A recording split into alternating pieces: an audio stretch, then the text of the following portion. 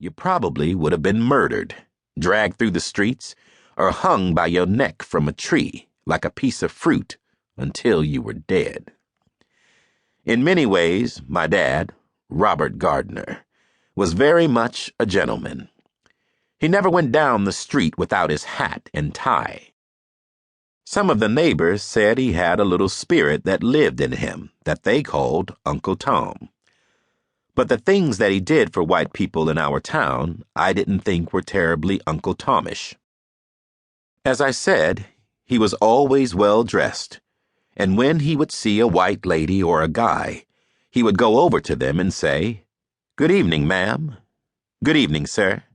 How are you today?" He would always tip his hat to one and all, black and white. He was a hell of a gentleman. Even if he was Uncle Tomish in his way, he took care of his family.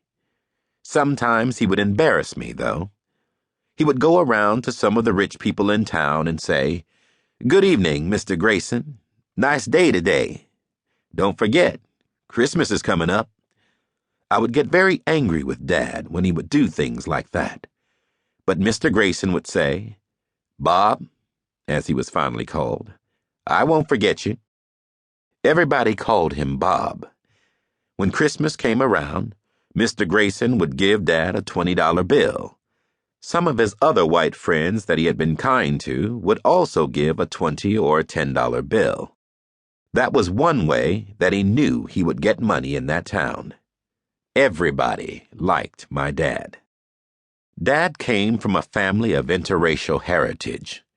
My dad would often say he really didn't know how old he was. Some of his family were so white in appearance that they were often mistaken for white. Dad was very dark-skinned. I can remember my cousin Alice, who was so white-looking that as a young boy, I was afraid to walk downtown with her. People of any color would always approach her as a white woman.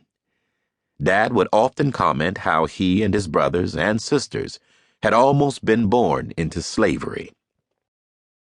I always enjoyed Dad telling me about the days of slavery. I would sit down, and he would explain to me what life on the plantation had been like for his family who were born before him. I would listen diligently. He would always start off by saying, "Well, you know, if you go back into the years of slavery, you'd discover that many of the white slave owners would split their slaves into two groups. The lighter ones would work in and around the plantation houses, thus earning themselves the title of house niggers. They were taught to serve the owners graciously, and also to be gentlemen and ladies to the owners' guests.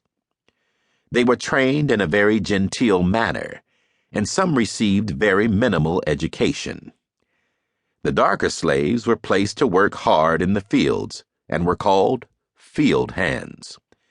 They received the roughest and cruelest of treatment from the master."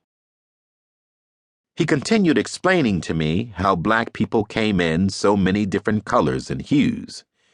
He said, almost always if you had a particularly good and sexy-looking young black girl, or even a black boy for that matter, working in the mansion, they would usually become the bed partners of either the master himself, his wife, his daughter, or his sons, and sometimes both.